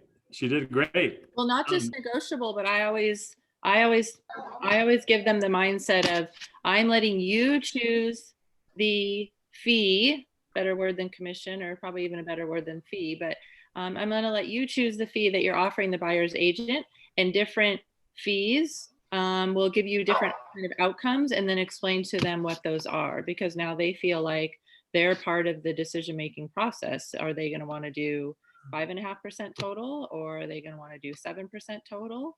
And what will happen? And right now in this market, I'm very upfront with them to say, hey guys, you don't have to be offering 3% or more than 3% to the buyer's agent. At least I'm not feeling that way, because the inventory is so low. So, you know, let's not waste your money there. And so I think that they appreciate that honesty. But I think when people ask you what you charge or what your commission is, and any agent that's just saying 6% or 5%, to me is making a big mistake, because that's not what I'm getting. I'm not getting 5 or 6%. I think agents don't do a good enough job educating their clients about what the role of the commission is. And that's the key. That's the key, is explaining to them. I hear you on that. You know, another thing to consider, you guys, is we always, well, first of all, if you're brand new and you're listening to this, please, this is the answer to the test, right? This is the question on the test. So you know what you're going to be asked. It's right here. Congratulations, you get your license if you can answer, what do you charge commission? Okay, that's the question on the test. So these are all great answers. I always like to start with commission usually in the beginning of the listing presentation and get right into it. And I like to ask them, is your main concern how much commission you're going to pay out or what you're going to net from the sale? I like to ask that question because then it talks to them and they say, well, I thought it was the same thing. Well, not necessarily, right? It's really, it boils down to you're concerned with how much money you're going to make, right? So at the end of the day, and then we talk about marketing strategies is another strategy you can focus on with commissions. But I love the fact that you can't be afraid of the commission question.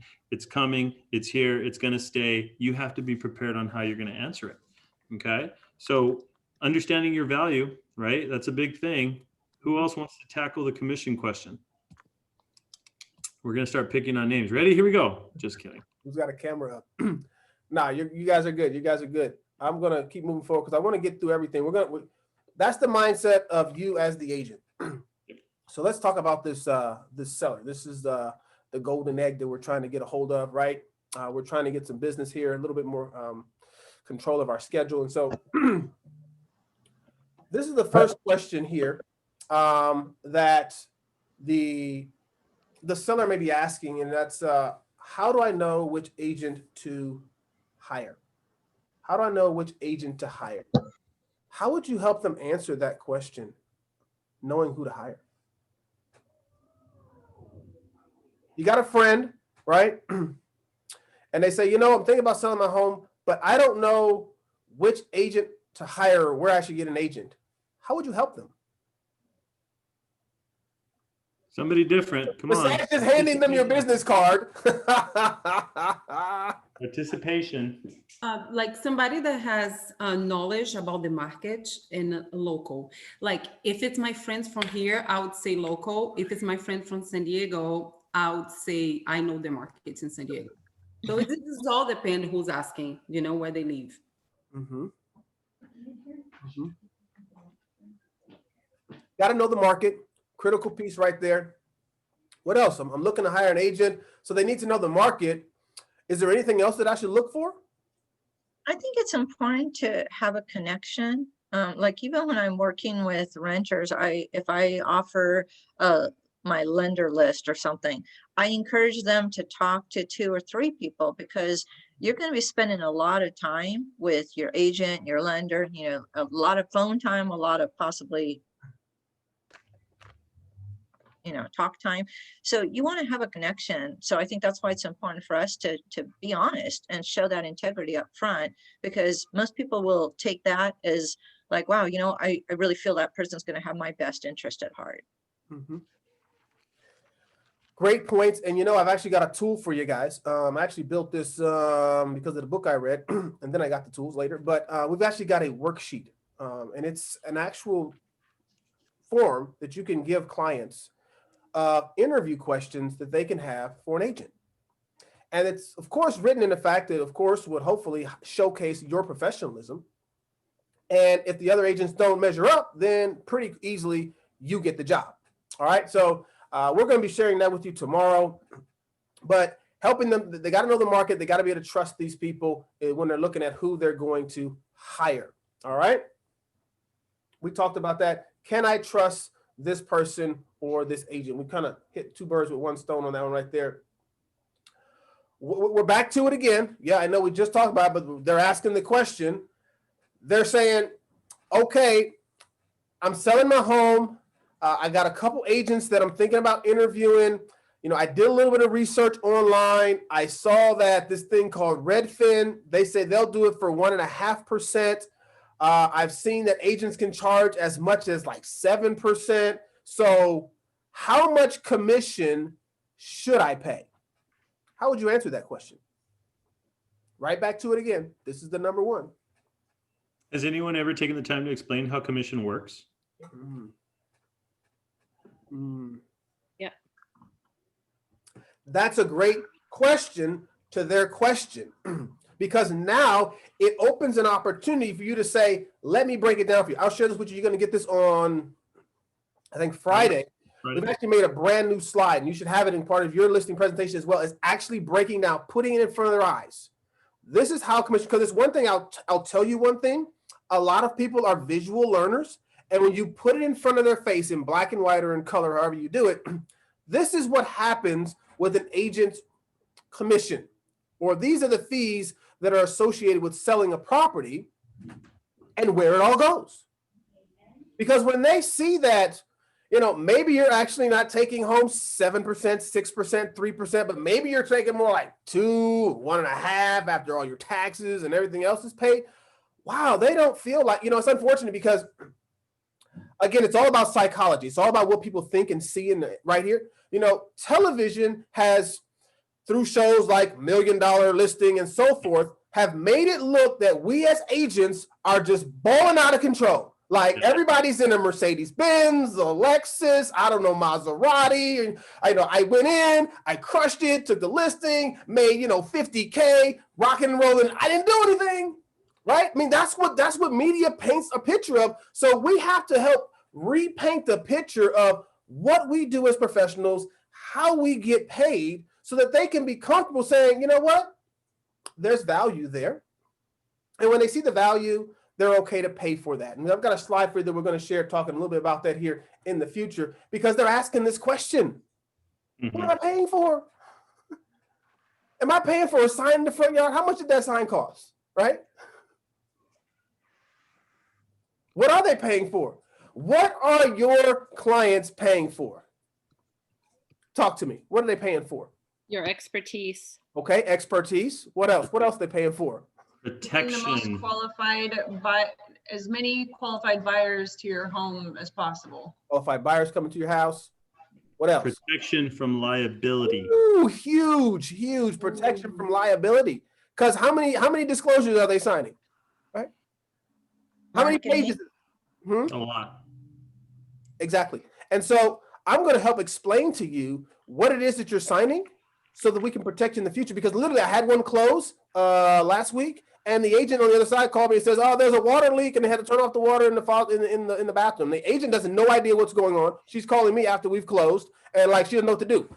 I don't know what to tell you. I mean, except that, you know, you need to call a plumber because we sold the home and, you know, you checked it out, you were happy, and we're done. But if I represent that buyer, I don't need to call the listing agent, right?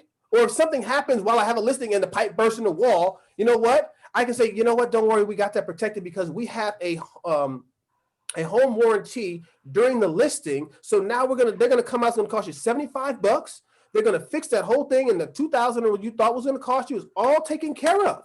Man, the value that you just provided right there. You didn't have to call anyone else. You knew what to do. And if they know to call you for any problems, there's value. All right, there's value, folks. David. Yo, go ahead. I can't remember if it was a book I was reading or a podcast I was listening to it, and I thought it was a great statement. If someone asked, you know, kind of like going back to what you're paying for or trying to decrease your commission, because I've already heard, you know, well, homes are selling in like a week or two now, and, you know, you don't have to do open houses, so you're not working as hard. So, you know, will you take a cut on your commission? And what I was listening to, they said something like, you know, you are not paying me for what I can do now, and you're paying me for what I can do now in 2 weeks because of all of my years of education and experience, so that I now can sell your house for top dollar in 2 weeks. You know, you're not paying me for just this 2 weeks. You're paying for me. You're paying for all of everything that I've gained educationally, training wise, experience over the last 5 years or 2 years or 8 years or whatever it would be, so that I can effectively do this now for you, you know, as well as I do and as quickly as I do. Good. I can't even say that any better. I'm going to say, if you missed that, you're going to have to go watch the recording. that's all I can say. I don't know if I said it as good as they did, but watch that, because I was trying to like write it down. I was like, oh, I'm going to have to go back and just like listen to it and write it down again. Huge point that you put up right there. I mean, I can't even add to it. Felipe.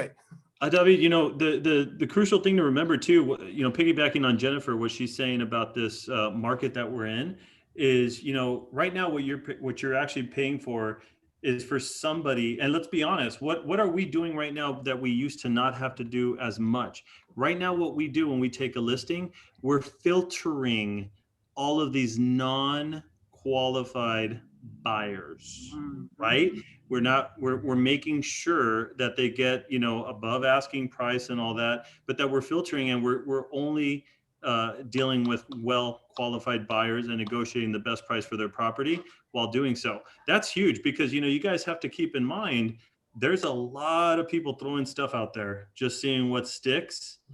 And I know I've had this convo with Jennifer, with Richard, with a lot of people, where it's like, okay, I need to take time and actually now sit down and look at all of these offers, right? So yeah, the house it's not gonna, you know, we're gonna sell it. It's gonna be quick, and I'm not doing open houses, but I'm shifting my time to make sure that you get a well-qualified buyer, somebody that's not gonna waste your time, Mr. Seller, or put you in a legal bind. You know what I mean? Like it's something to be cautious of, or mindful of. How important it is to have direct or desktop underwriting done.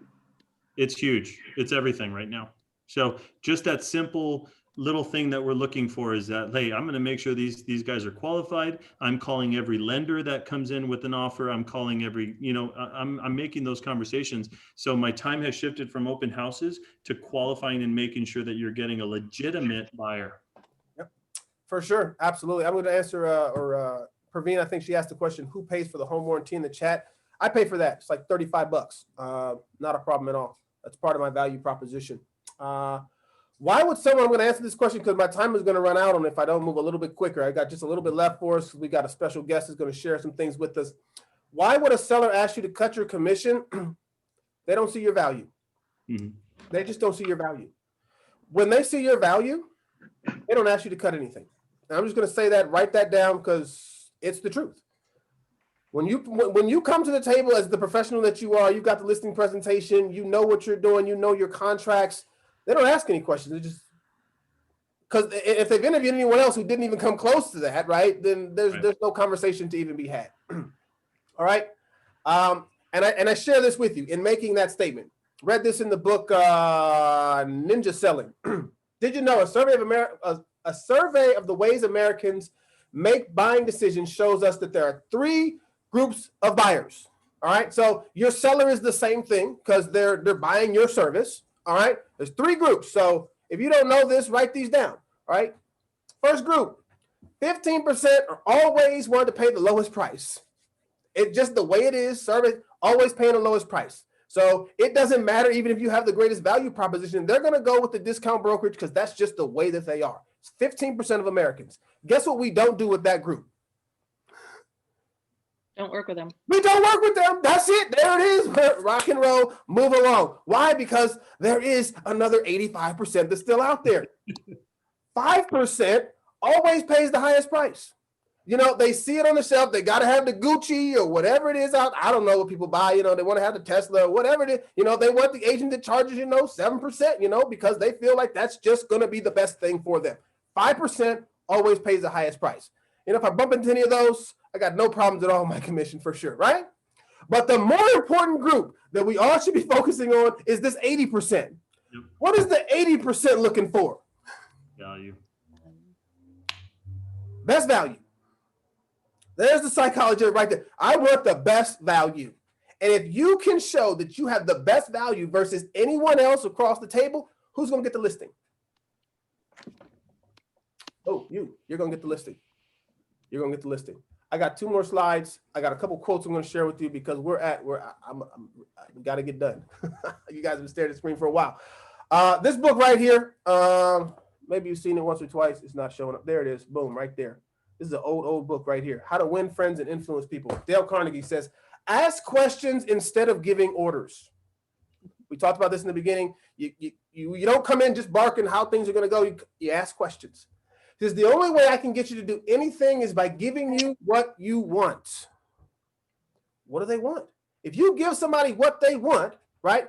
Value for the service that you're providing, no worries, right there. You're ready to rock and roll. Make sense? Take these nuggets, write them on your walls, your mirrors, whatever you got to do. Internalize these right here in the psychology of how you approach any any sellers that you're going to be meeting with. I've got a guest today, and she actually happens to be one of our most distinguished agents in the office. Works very hard, very organized, sets an example for all of us, I would dare to say. And fortunately enough, she was able to be our top producer last year.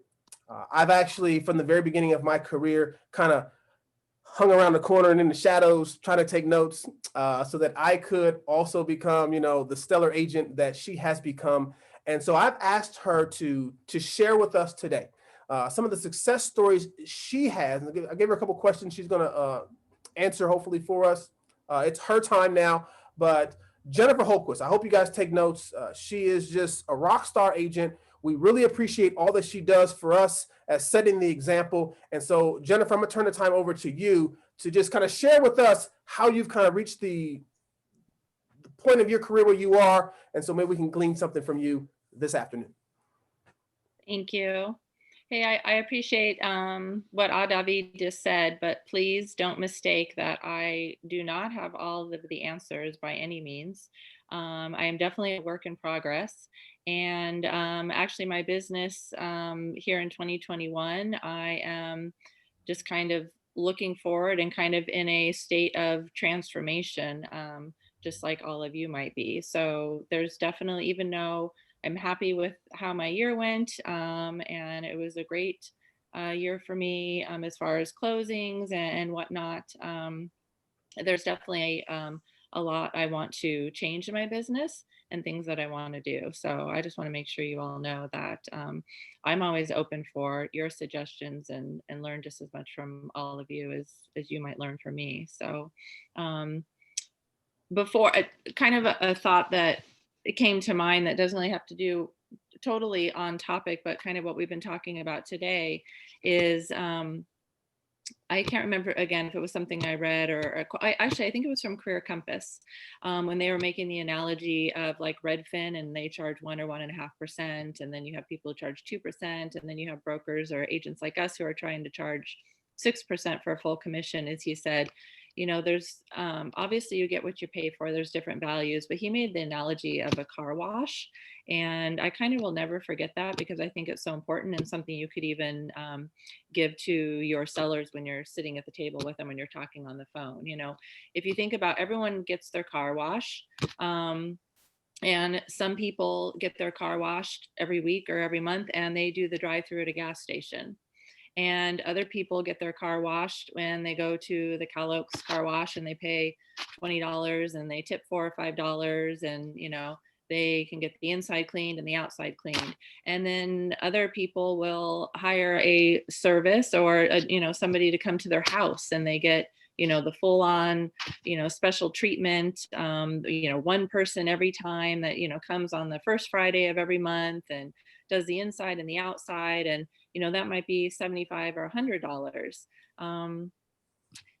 And the person who's doing that kind of car wash probably never goes or prefers not to go to the gas station car wash, and vice versa. So we're not going to be able to get every single seller out there, because there's different sellers with different needs. And like, kind of what David said with the 3 different categories, it's like some people just want the best. So if you just say, hey, the person who's coming to my house and giving me that $100 car wash you might be able to negotiate them down a little bit. Like, hey, if you come to my house every other week instead of once a month, would you be willing to give me a 10 or 20% discount?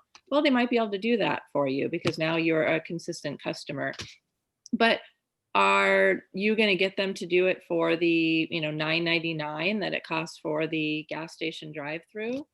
No, you're not, because that's not the same kind of service, so it just depends on the service you want. So I think if you use that analogy, it kind of helps people to understand that it's not all created equal, and there's different kind of services for different kind of people. You go to the doctor's office, you're not asking your surgeon if they'll give you a discount on your facelift. It's like, you wouldn't dare, that you're getting what you pay for, so anyways, just kind of a side note. Awesome. Thank you. Okay, so Adavi gave me some questions that he thought would help to talk about, and I don't necessarily, some of this is kind of difficult to pinpoint what I do, but I'll try and address them the best I can. So the first question is, and I can ask this to you guys, how important is your confidence when you meet a seller? Anyone have any thoughts on that? Anne-Marie says 10. Yeah, I mean, that's kind of obvious. Obviously, if you go in with a lot of confidence, that's important to your seller because that's conveyed in your mannerisms, it's conveyed in your speech. They understand then that you know what you're doing and that you feel like you can list and sell their house. You know, I'm not there to list their house, I'm there to sell their house. So yeah, it's very important. And I'm not going to lie, there are listings I step into now where I'm definitely not as confident as I am with others. I think a lot of it for me depends on the personality of the client, how expensive is the home that I'm selling? Do they live in a $300,000 house or they live in $1 million house? All of those things, you know, even though it's in my 8th year of doing it, I still always get nervous before a listing presentation. So I don't know when that will ever go away. Maybe that's a good thing. Next question is, he asked me, what expectations do sellers anticipate from you? What do they anticipate from me? I think a lot of the things that we already talked about today, they want you to me, I find that they want you to take charge. It took me a long time to learn because it's not necessarily my personality that they want direction. After you find out from them, after you ask them questions about what their needs are, that they're looking for you to say, okay, so here's when, so if we're going to stage the house, I will be, when I leave here, I'm going to be calling the stager, and then I'm going to be setting up the photography appointment, and the photography appointment has to come right after the stager. And then, after I have pictures, then I can put your house to active. So they're looking for you to say, okay, this is what's going to happen when. I think if you act timid and let them kind of take control, they don't want to do that. Selling their house is already stressful enough. They have their own full-time jobs, most likely. They're looking for you to take the lead. Take charge. Love it. How do I address my value proposition regarding commission? I think we talked about that a little bit. Again, I know Felipe said he addresses the commission up front. I hate when the very first question that somebody asks me when I walk in the door is, so how much do you charge? Because it's the worst way for me to start off, because I haven't sold my value proposition. I haven't told them anything about what I'm going to do. And I know that person's already going to be tough, because to me, a lot of those people, when they ask that firsthand, all they're looking for is the cheapest. What are you going to do for me? Are you going to give me a 6% listing and want to do it for 3.5%?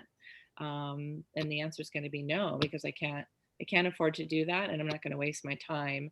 So give it to the Redfin agent.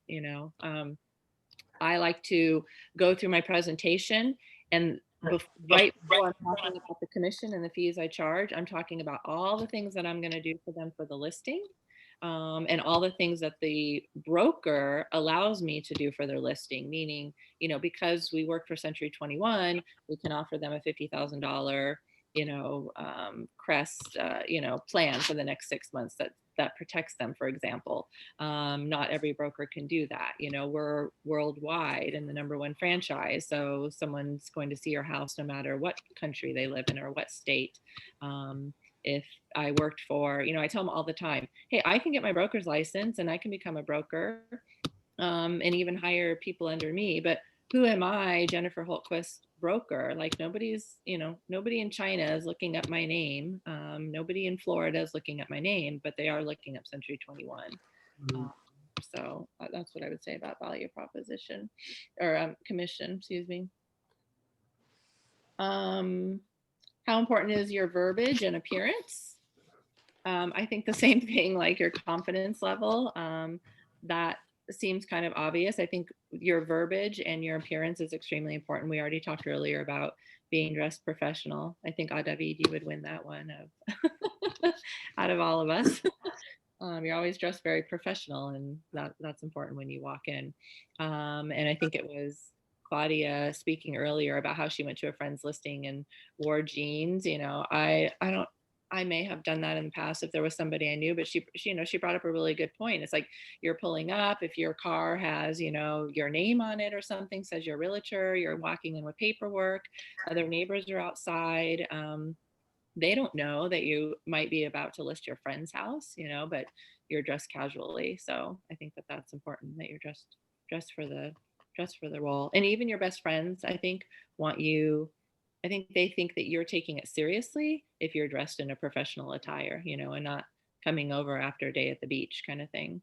And verbiage, I think for me, when I thought of verbiage, I thought, key words that you're using. Are you telling them about what you're going to do to list their house, or are you telling them about what you're going to do to sell their house? Because anyone can list the house, but it's only going to matter when you sell it, verbiage as far as using the word commission versus using the word fee. I think I was listening to the Nolly Williams podcast the other day, that Success with Listing Books, and he was saying something about, lost my train of thought. I don't remember. Never mind. I don't know what I'm saying there. Maybe it'll come to me in a minute. Anybody else have any feedback with that verbiage or appearance, David? Or it's crazy because I remember I was at an open house, I don't know, 2-3 years ago. No, this is actually probably like second year in. I was dressed just like this, and a gentleman came in to me and he says, "Hey man, you need to lose the tie." He's a broker, had his license and phrase. "You need to lose the tie, man. This is Southern California. You need to relax a little bit." And he was in like, I don't know, a polo shirt. He was just leaving his own open house. Polo shirt, I don't know, maybe some slacks. I don't know. I want to say he had sandals on, but I don't think he did, but I don't remember. And I told him, I said, this is my brand and this is who I am. And so that's just how I do business. So I don't really care how you do business. But for me, you're a broker. Like, I was like, I would like to go toe to toe with him and see how I could compete, just from showing up. Maybe you had your license for forever, but, I think this young kid, he might have you beat, So it's always been an important thing for me, the appearance of a professional. And so true, David, you talk about, it's been so long since we've done open houses that it's kind of in the back of our mind right now. But, when you're going around with your own buyers and you walk into open houses and you're having a hard time figuring out which person standing in the living room is the realtor, that's a problem, So that's a reflection of you and your brand, and you never know who's going to be, who's seeing you. So absolutely, what you say and how you look is super important. And then the last question, David, you asked me about was, is there a point during the listing that you feel that you connect with the seller?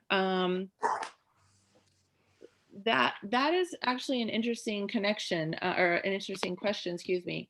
And that's actually what I'm working on right now. Something I want to work on with this Success with Listings book that I'm reading is working more on connecting with the seller prior to ever even walking in the door.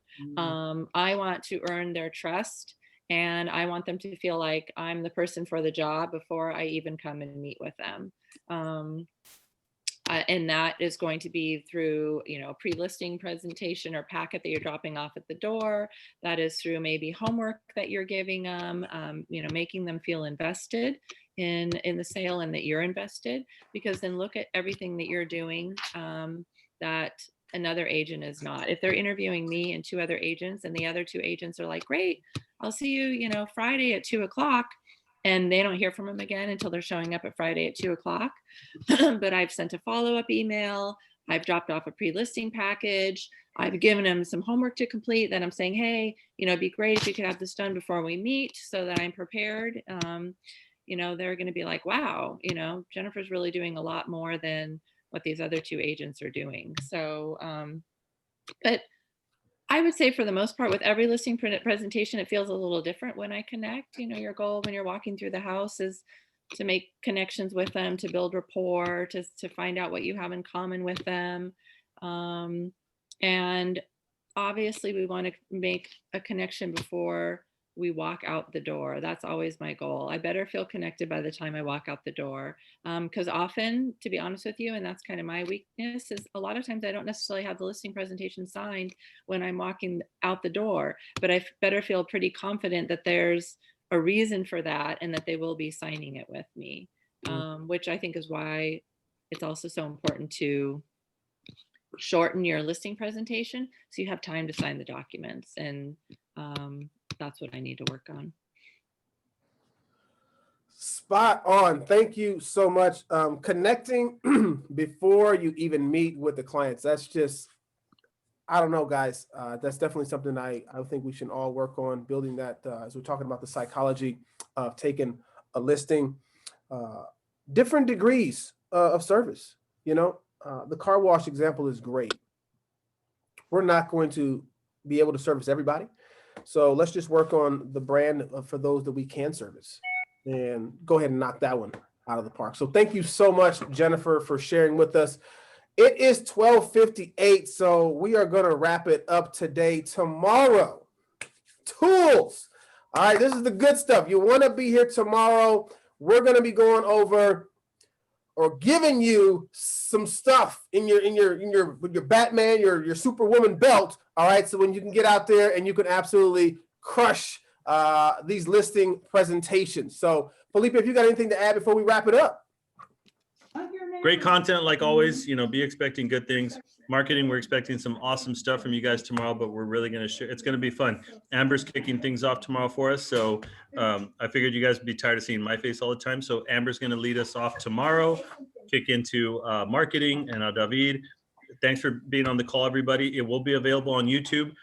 Real quick reminder, don't forget, if you wanted some shirts, we need to get you on the link and make sure you send in your money this week so we can place the order.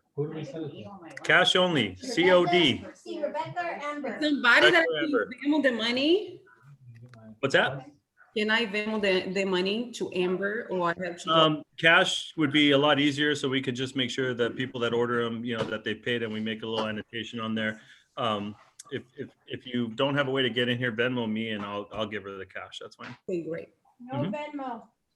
She said, guys, well, thank you so much again for everything. It is 1 o'clock, so we respect your time. Go out there and make those phone calls and build that rapport and become the listing specialist that we know you are.